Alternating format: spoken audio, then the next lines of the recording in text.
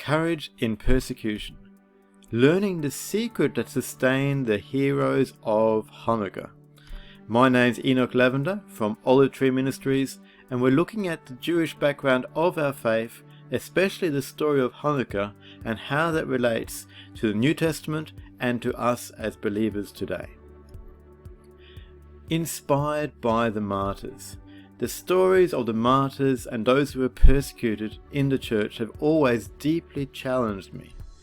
And today we're going to look at the story of the martyrs of Hanukkah, and we'll see how they set a pattern for the end times, and we'll also discover their unique perspective. And it is a perspective I believe needs to be reclaimed by the church today, so we are ready for the times that are to come. A preview of end times. The events of Hanukkah occurred about 175 to 164 BC, and they are known as the definitely clearest prophetic foreshadowing of the end times throughout all recorded history. We can learn a lot about what to expect regarding the end times as we study the story of Hanukkah. Daniel the prophet predicted these events about 400 years ahead of his time, but he was also specific to say that these events were to come in the latter days. In other words, the events of Hanukkah were a foreshadowing of a greater fulfillment yet to come. And Jesus himself was referring back to the events of Hanukkah in his great speech on end times on the Mount of Olives, and basically saying it would happen again. So let's see what Hanukkah teaches us about end times, and specifically in terms of persecution. Hanukkah and the end times. Hanukkah, like the end times, features a covenant between a wicked ruler and Israel. The breaking of the covenant after 3.5 years, the abomination of desolation, an idol in the holy place of the temple with the image of the wicked ruler himself to be worshipped. And it also features the most intense persecution in history. And I believe the events of Hanukkah will happen again. Persecution breaks out. So as this idol was erected in the temple, house to house searches began throughout the land of Israel, arresting those who were keeping the Torah, observing the Sabbath, circumcising their children. People were tortured, killed on the spot for observing the laws of God. Torah scrolls were burned. And women who were found with their children, their babies being circumcised, were literally paraded through the streets and then thrown off the city wall with their babies. It was a horrible, horrible time for believers. Many compromised, but some stood firm. And we're going to look at how they overcame this intense level of persecution. What was their motivation that sustained them during this very difficult time? Hannah's 7 sons is one of the most famous stories of the persecutions of the time of Hanukkah. Hannah was a lady who had 7 sons, and she was pulled before the ruler of the day.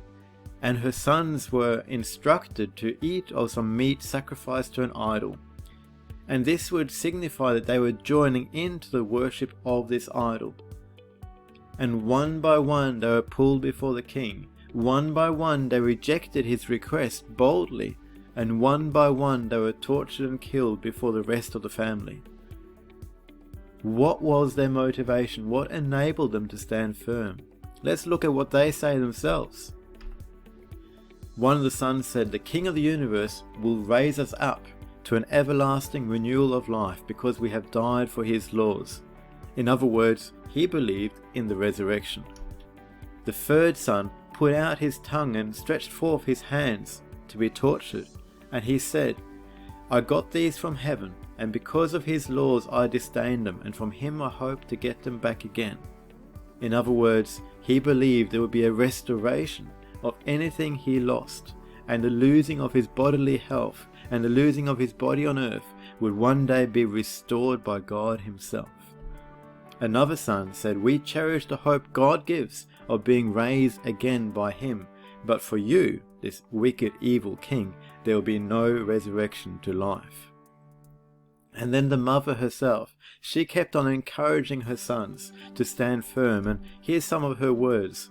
The Creator will in his mercy give life and breath back to you again, since you now forget yourself for the sake of his laws.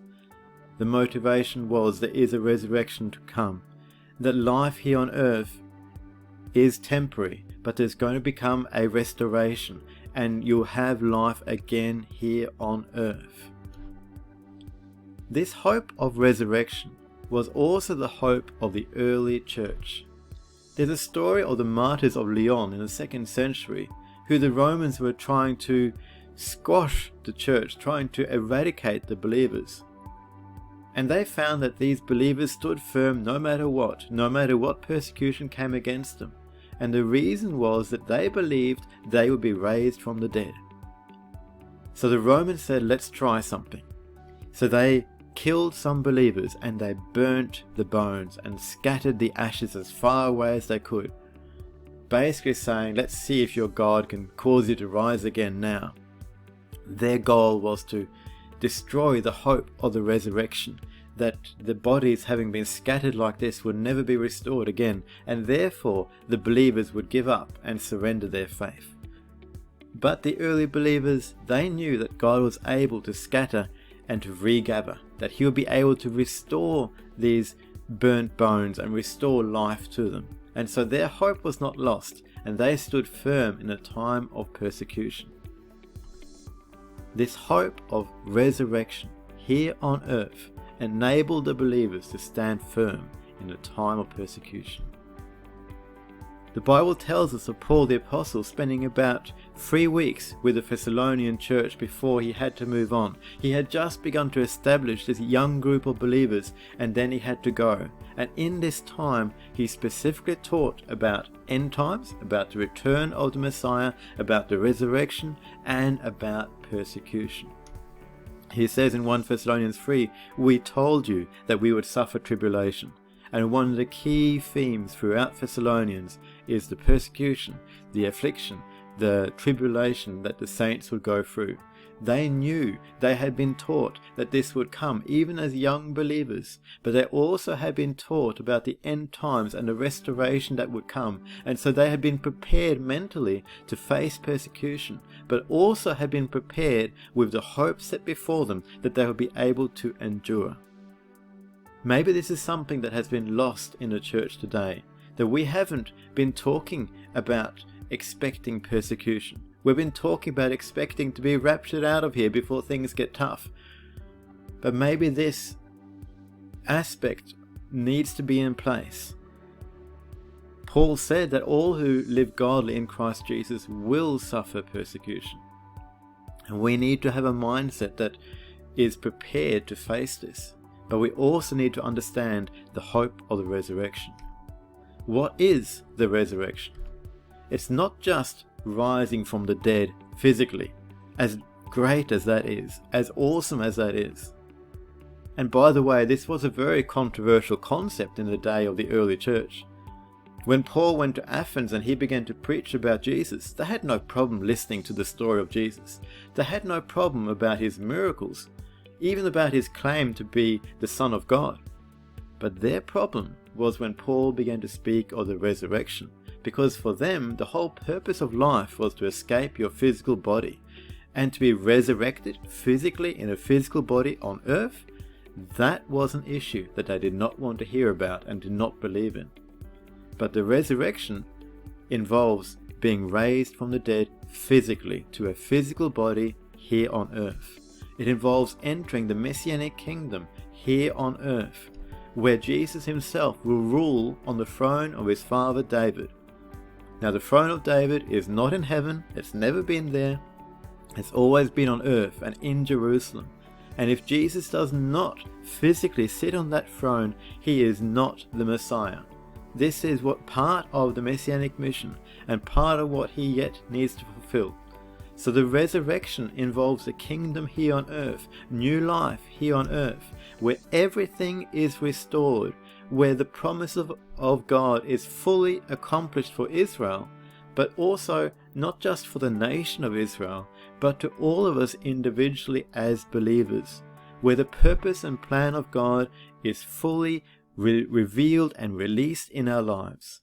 In other words, the hope of the early believers was there would be life on earth again, not just physically being raised from the dead, not just entering this messianic kingdom, how awesome it is, but also that the purpose of God will be fully restored in their lives.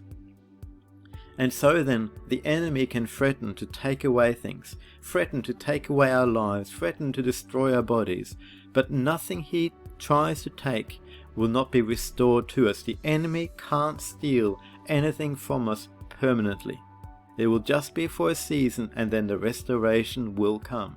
So the hope of the resurrection is a hope in what Peter described as the restoration of all things. And that day is coming, and that hope needs to be there for us so we can stand firm in difficult times.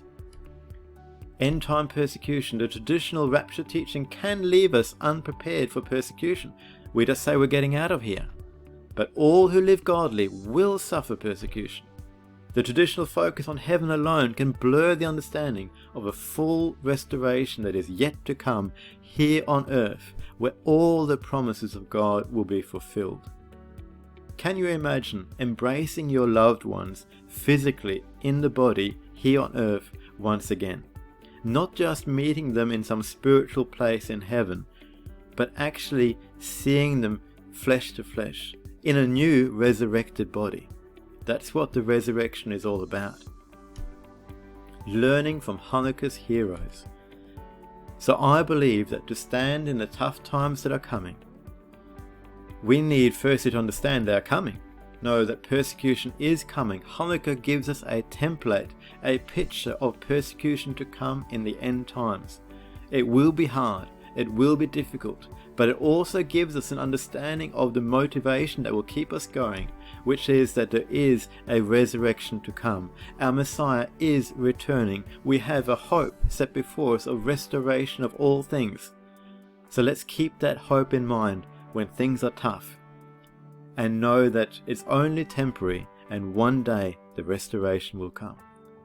So I hope you've been blessed by today's teaching on Hanukkah. And we're going to continue this series. So check out the rest of the series on the playlist, and our coming episodes will look at sacrificial food, end-time heroism, and hope for the defiled, a restoration of everything that is lost. Please subscribe to our channel, and you can visit our website olivetreeministries.org.au, and you can support us there and find out more about our ministry. My name is Enoch Lavender from Olive Tree Ministries. Please leave your comments below in the video. Thank you so much.